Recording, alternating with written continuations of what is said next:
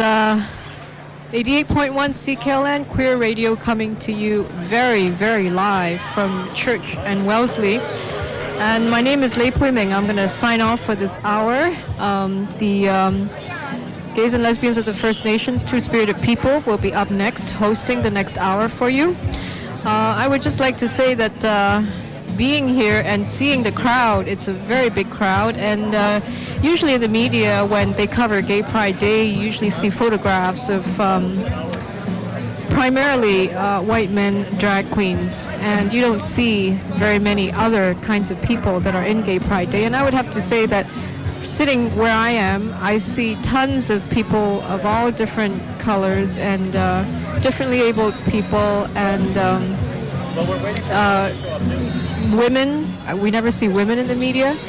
So, yeah, come down and check the parade out. It's going to happen right now. And as I mentioned, the parade is going to go down Church to Carlton, to Yonge, and to Bloor. And bonk your horns if you support lesbian and gay rights. So, signing off. Stay tuned. CKLN, Queer Radio.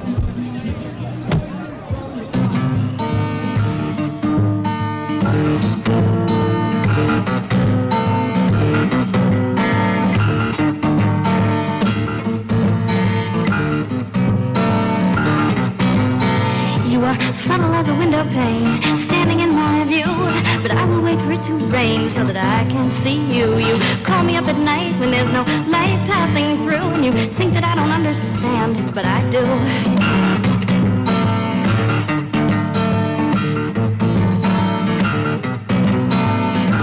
We don't say everything that we could, so that we could say later, oh, you misunderstood. And I hold my cards up close to my chest. I say what I have to, and I hold back the rest. 'Cause someone you don't know is someone you don't know. Get a firm grip, girl, before you let go. For every hand extended, another lies in wait. Keep your eye on that one, anticipate.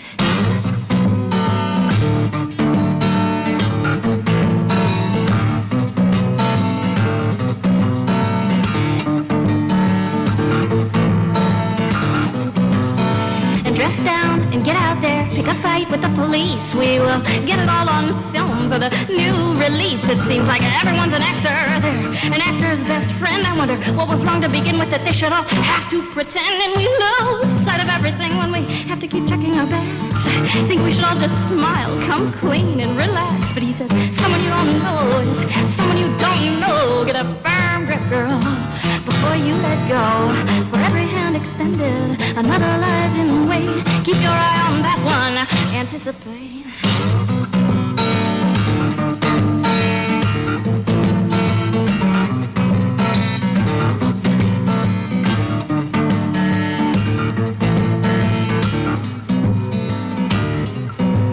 And if there's anything I've learned all these years on my own, it's how to find my own way and how to find my own way home.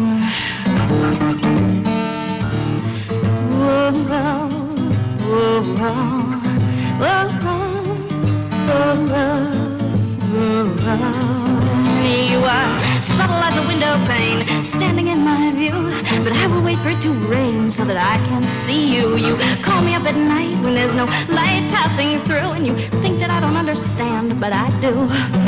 Someone you don't know is someone you don't know. Get a firm grip, girl, before you let go. For every hand extended, another lies in wait. Keep your eye on that one, anticipate. Oh, whoa, whoa, whoa, whoa,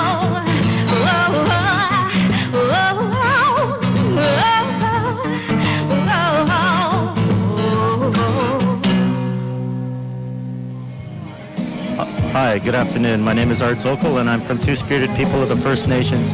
Welcome to 1992 Lesbian and Gay Pride Week. And we're here with Connie this afternoon. Other people will be joining us as the program goes on. What I'd like to do right now is give a brief history of what Two-Spirited People is all about.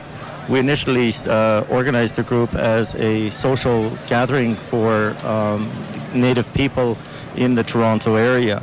When we first had our meeting in 1989, we were overwhelmed by the number of people that showed up at our first meeting. We had 40 people. Today we have approximately 120 members, and people are still coming out of the teepee as we speak. The more work we do in the Toronto area for Native people gives them a sense of pride, gives them a sense of self-worth, and we do this through many means. And some of the things that we do is we have talking circles that we hold, and these talking circles are very important to us as Native people. We do these talking circles for people so that they can heal themselves. Last night, you might have caught our show, The Pink Circle, which was on CLKN from 8:30 until 10. On that show, we talked about a lot of issues, from self-government to the presentation that Susan Beaver, the executive director, made to the Royal Commission on Aboriginal Peoples. Over the next few months, we'll be very involved in many issues for our group and for our members. At this point, I'd like to introduce Connie Fife. Hi. Okay, go for it. One of the things that I'd like to remind people of is that it is 1992, and for those of us that are Native and also Native gays and lesbians are acknowledging our 500 years of continued survival and resistance.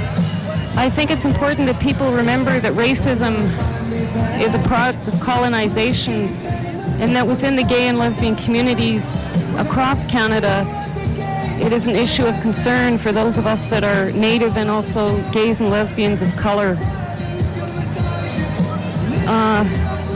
For those people that are out there who are not Native or Indigenous peoples, but who are actively doing anti-racism work in their various communities, we offer you our solidarity.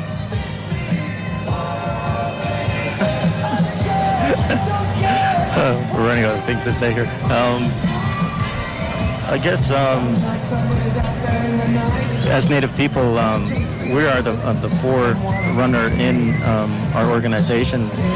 There are other two-spirited groups that exist throughout Canada. Some of them are just starting. And to our brothers and sisters in Vancouver, we'd like to say to them, keep up the continued work that you are doing. This year, the Vancouver group is hosting the 5th annual Two-Spirited Gathering just outside Vancouver, British Columbia. It's about 4 hours out. This will take place from August 6th to the 10th. If you are interested in this or any of the things that we do at Two-Spirited People of the First Nations, you can contact us by calling 961-4725. Our office is located at 476 Parliament Street. In March of 1993, we're going to be hosting the 3rd Canadian Conference on AIDS and related issues in the Aboriginal community. We're expecting an attendance of anywhere between 11 to 1,500 people from Canada and the United States. We will be dealing with issues from IV drug use to prostitution, to youth and AIDS, to teaching our elders about AIDS and our leaders so that our Native leaders can support us in this issue in our fight against AIDS. The conference is expected to take place at the Sheridan Centre from March 13th to the 16th. We will be having a gala event probably on Saturday, March the 13th. A lot of these issues are still in the planning stages right now, and if you are interested in becoming involved and helping us out, plan and organize this conference, we would like your support, and just contact our office and we'll get back to you with more information. Thanks.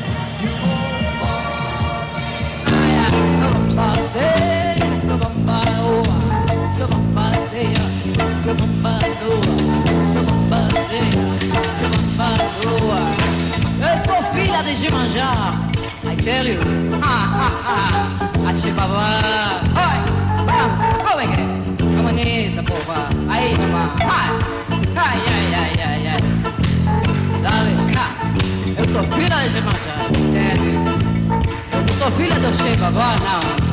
É de Jimanjá que eu sou filha, porra. Vamos nessa. Sei, sei, sei, sei.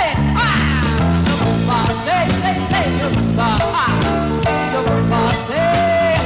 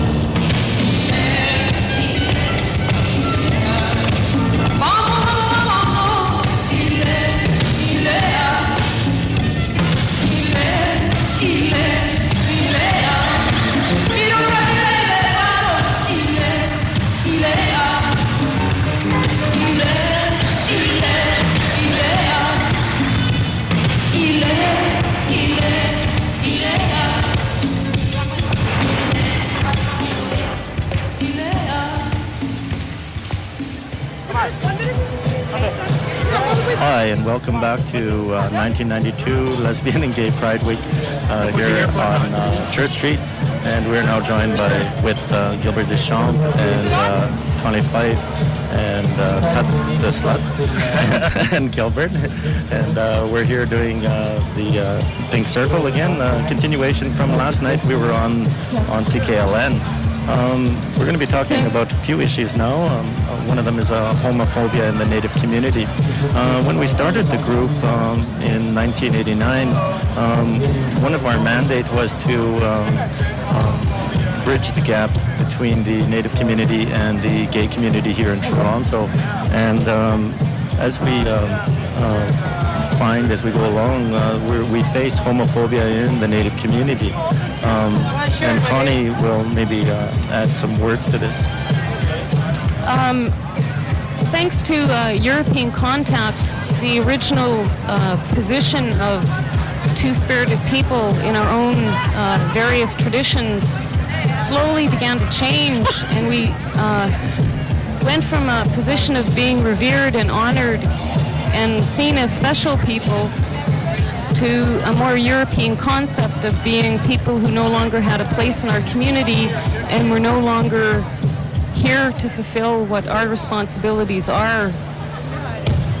I read somewhere in a speech by Susan Beaver that we are the ones that will go where no other people will go. And that's always been the case for us as two-spirited people.